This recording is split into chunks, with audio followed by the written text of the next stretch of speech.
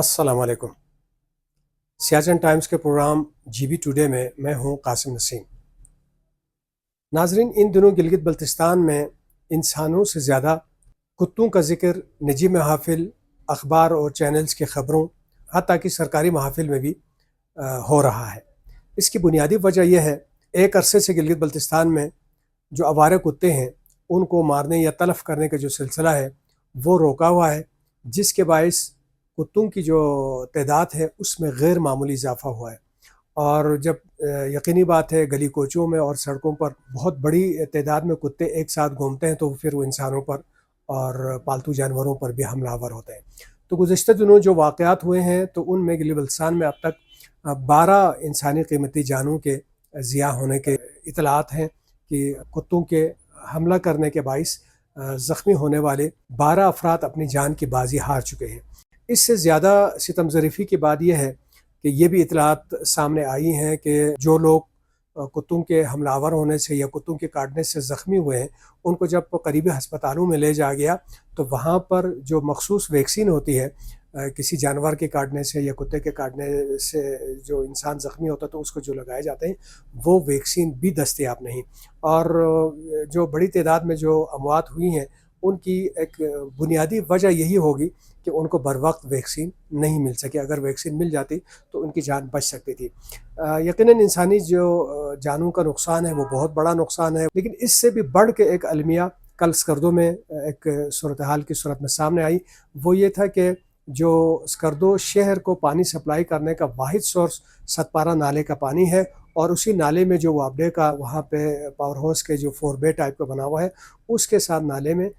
2 کتے اور کچھ بکریاں جو ہیں وہ مردہ حالت میں پائی گئیں۔ نہیں معلوم وہ کتنے دنوں سے اس پانی میں موجود تھا، اور لوگ لا علمی میں اسی نالے کا پانی پینے کے لیے استعمال کر رہے تھے۔ ایک تو ہم شرعی اعتبار سے بھی دیکھیں تو کتا نجس العین، اور دوسری جانب اگر بکری کیوں نہ ہو تو مردار جو ہے جب کسی پانی میں کچھ دن پڑا رہے تو ان میں جو خطرناک بیکٹیریاز اور جراثیم پیدا ہوتے ہیں وہ یقیناً انسانی صحت کے لیے نہیں بلکہ انسانی جانوں کے لیے بھی نقصان دہ ہے۔ اور یقیناً کئی دنوں سے لوگ اس نالے کا پانی پی رہے تھے، تو اللہ نہ کرے کہ شہر میں بڑے پیمانے پر وبائی امراض وغیرہ پھوٹ پڑے، تو ضرورت اس امر کی ہے اس طرح کے معاملات کو سنجیدگی سے دیکھا جائے۔ اگرچہ ڈپٹی کمشنر اسکردو نے رات کو ہی ایک لیٹر جاری کیا تھا جس میں وابڈا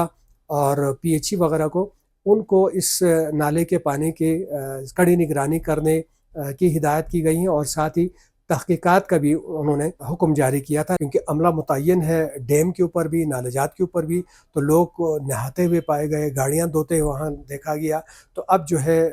کتے اور بکریاں وہاں نالے میں گر کے کئی روز سے اگر وہ مردہ حالت میں اس پانی میں موجود ہیں تو اب تک کسی کی وہاں پہ نظر نہ پڑنا، کسی کے نوٹس میں نہ آنا، یہ بہت ہی خطرناک صورتحال کو واضح کرتا ہے۔ اور خدا نخواستہ، کیونکہ جس طرح بتایا گیا کہ پینے کے پانی کا واحد سورس ہے، کوئی دہشت گرد یہاں پہ کوئی شرارت کر کے کوئی پانی میں کوئی چیز ملا دے تو بہت بڑے پیمانے پہ یہاں نقصانات بھی ہو سکتا ہے۔ تو یہ ایک مجرمانہ غفلت ہے متعلقہ عملوں کی، تو لہٰذا اس کو تھورولی دیکھنا چاہیے۔ تو 3 نکات خاص طور پہ اس حوالے سے قابل غور ہے، قابل ذکر ہے۔ وہ یہ کہ پہلے نمبر پر جن کی مجرمانہ غفلت ہوئی ہے ان کی ذمہ داری کا تعین کرتے ہوئے ان کو قرار واقع سزا دی جائے، اور جن این جی اوز کی مداخلت پہ اور جن این جی اوز کی اعتراض کے اوپر کتوں کو، آوارہ کتوں کو مارنے کا سلسلہ روکا ہوا ہے، تو جتنے بندے کتوں کے حملہ کرنے کے باعث جان کی بازی ہار گئے ہیں، جو جاں بحق ہوئے ہیں، ان کے جو بچوں کی تعلیم و تربیت ہے، تعلیم کے اخراجات جو ہے ان این جی او کو برداشت کرنے چاہیے، اور جو اب تک زخمی ہے علاج جن کا چل رہا ہے ان کے علاج کے اخراجات بھی انہیں این جی اوز پر لگا دینی چاہیے۔ اور ساتھ ہی ان کو چاہیے کہ کوئی جس طرح نیشنل پارکس میں